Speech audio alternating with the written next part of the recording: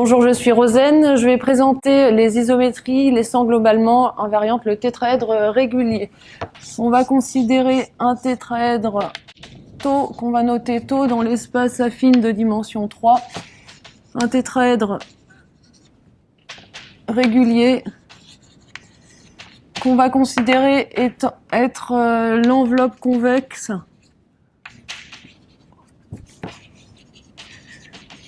de 4 points non complanaires qui sont les sommets.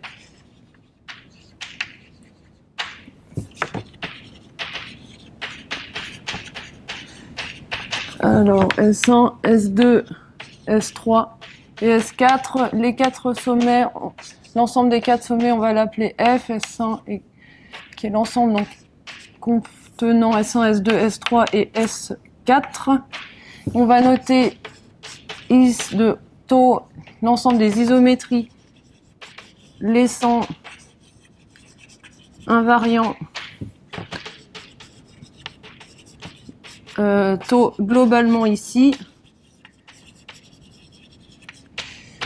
Et donc, tout d'abord, on va démontrer que is de tau, c'est pour la loi rond un groupe.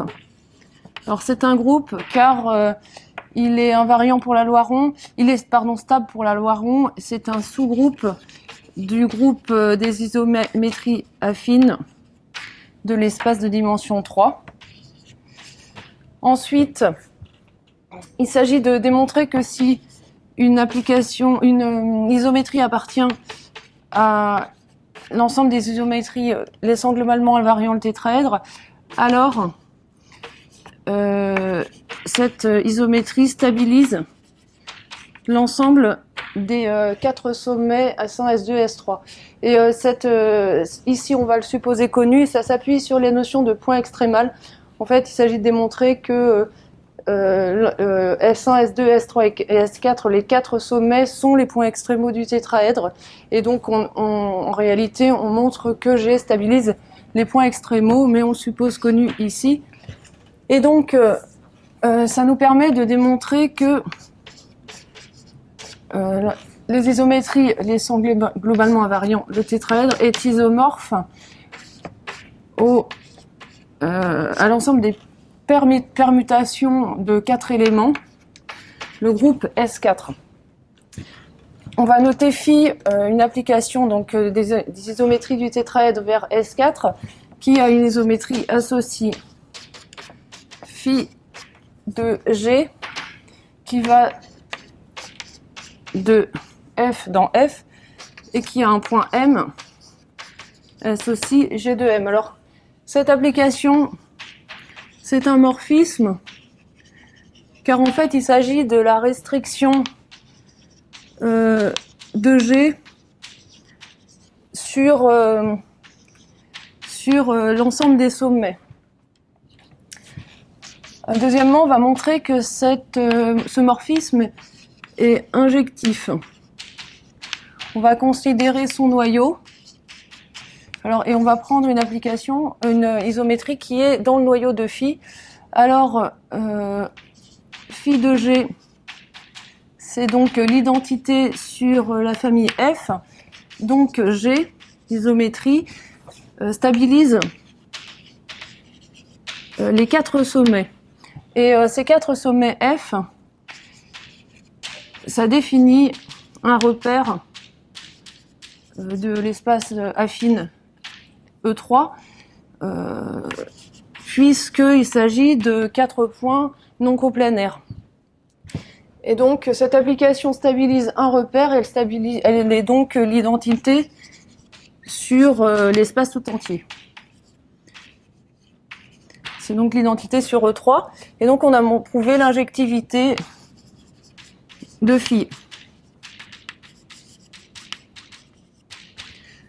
Ensuite, on va prouver la surjectivité de phi. Alors, on va essayer de montrer que l'image de phi contient tout S4 et donc contient un système de générateur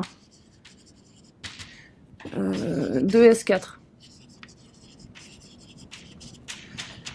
Et on sait que les transpositions sont un système de générateur de S4. Donc on va montrer que toutes les transpositions sont dans l'image de phi. Alors on va regarder tout d'abord la transposition 1, 2. Cette transposition, en réalité, c'est l'image de la réflexion, qui est la réflexion de plan médian, le plan qui passe par le milieu de S1, S2 et par S3 et S4. Donc en fait, cette réflexion, la réflexion par ce plan P, échange S1 et S2 en laissant stable S3 et S4. Donc 1, 2, et bien la transposition est bien l'image de cette réflexion R, réflexion par rapport au plan P. Alors de la même manière, on peut montrer que quel que soit I et J dans l'ensemble 1, 2, 3, 4, la transposition IJ va être l'image d'une réflexion en prenant au lieu de 1, 2 n'importe quel nombre. Ainsi, phi est un isomorphisme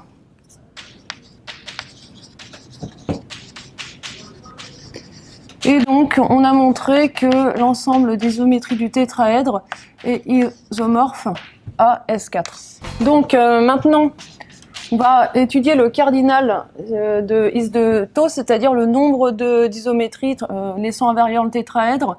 Alors on sait que S4, le cardinal de S4 c'est 24. Donc tout d'abord, on a que le cardinal de Is de taux c'est 24.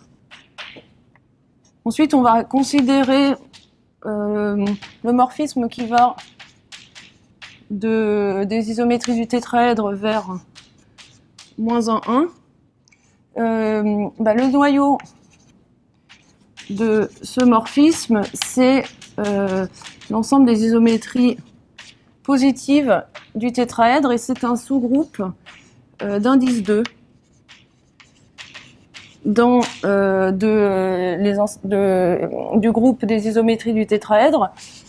Donc, le cardinal des isométries positives du tétraèdre est 12.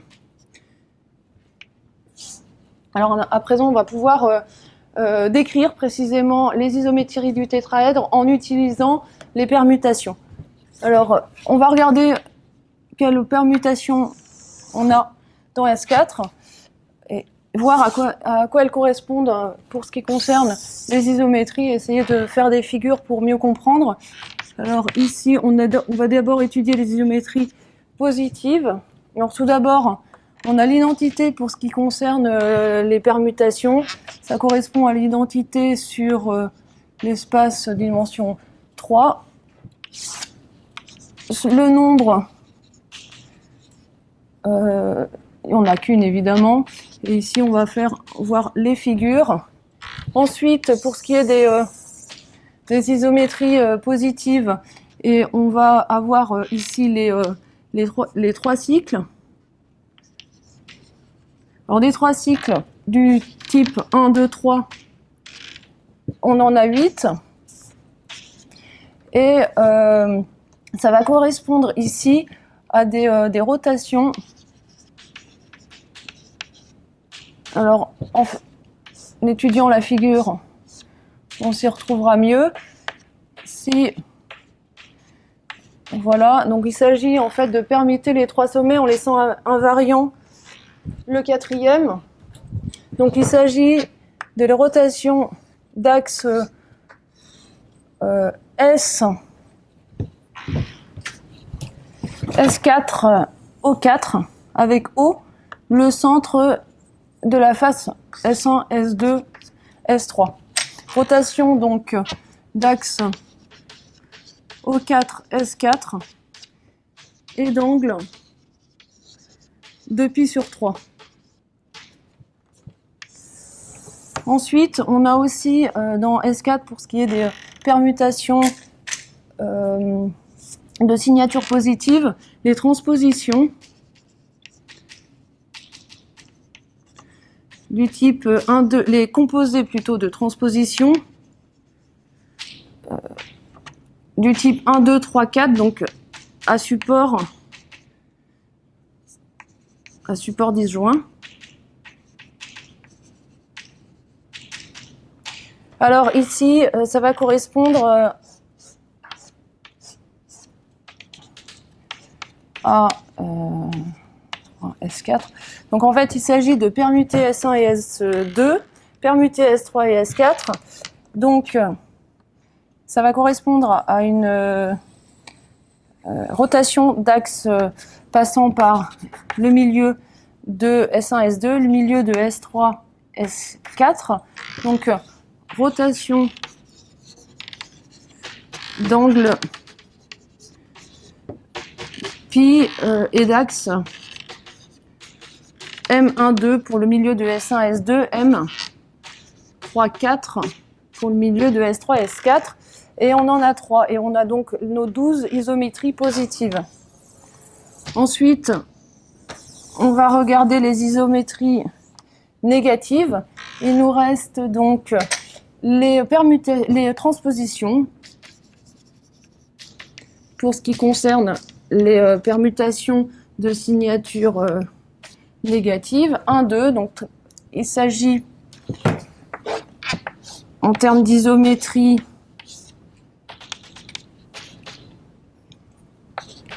de S3, S4. Il s'agit ici, on l'a déjà vu tout à l'heure, il s'agit de la réflexion de plan médian passant par M1,2, le milieu de S1, S2, en plan médian en réalité de l'arête S1, S2 est orthogonale. Donc il s'agit de la réflexion de plan médian S1, S2, plan contenant M1,2, S3 et S4. Ça stabilise bien, enfin ça laisse invariant S3, laisse invariant S4, et on en a 6. Et enfin, les 4 cycles du type 1, 2, 3, 4. Alors, ces 4 cycles peuvent être décomposés en 1, 2, 3, composés avec la transposition 3, 4. Et ici, il s'agit, comme on peut le constater, d'une rotation d'angle de pi sur 3 et d'axe O4, S4, composée avec une réflexion de plan médian S3, S4. Mais ici, ce n'est pas une décomposition unique. L'unicité, on l'a uniquement si on considère si on a une réflexion de plan et médian orthogonal à l'axe de rotation. Alors, des 4 cycles, on en a 6. Et donc ici, il s'agit d'une rotation composée par une réflexion. Ici, par contre, on n'a pas d'unicité de la décomposition. Pour avoir unicité de la décomposition, il faut que l'axe de la rotation et le plan de la réflexion soient orthogonaux. Alors, on va essayer de le voir en utilisant le cube et en inscrivant le tétraèdre dans le cube. Alors, par exemple, si on a S1, S3 et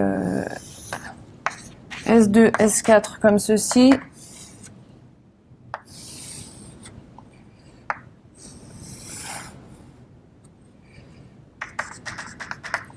voilà. Si on considère la rotation d'axe passant par M1,3 et M2,4, rotation donc d'axe M1,3, M2,4 et d'angle pi sur 2 composé avec la réflexion de plan orthogonal à cet axe, la rotation étant l'axe de la rotation étant orienté comme ceci, c'est-à-dire que S1 va être envoyé sur ce sommet-là, S3 sur celui-ci.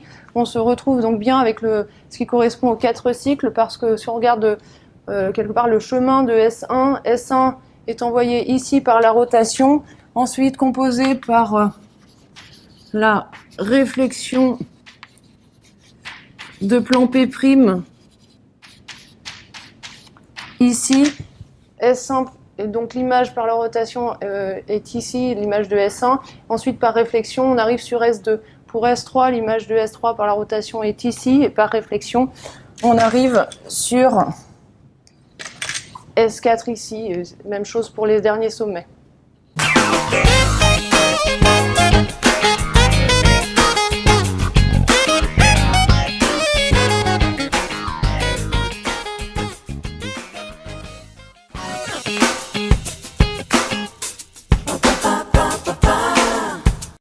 Alors, première question, puisque G stabilise F, est-ce que ça assure complètement que Phi va bien dans S4?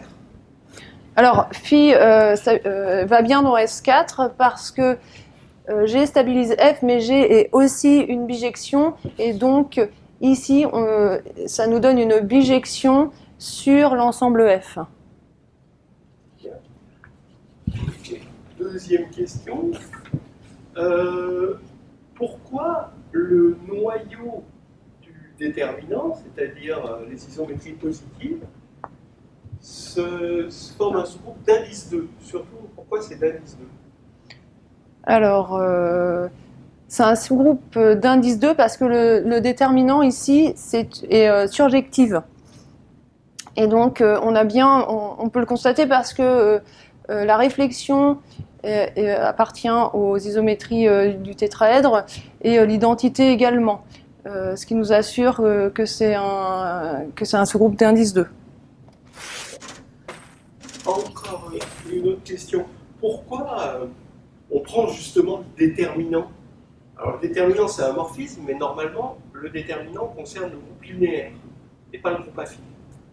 Alors ici, en fait, on peut considérer qu'on est sur le groupe linéaire, et donc il paraît légitime de prendre le déterminant ici finalement d'une application affine, parce que on travaille sur les isométries du tétraèdre qui laissent globalement invariant le tétraèdre, donc qui conserve l'isobarycentre, on peut l'appeler O, et donc ce qui nous permet de considérer le groupe affine comme isomorphe au groupe linéaire ici, donc de l'espace affine de dimension 3, et ici de l'espace vectoriel associé.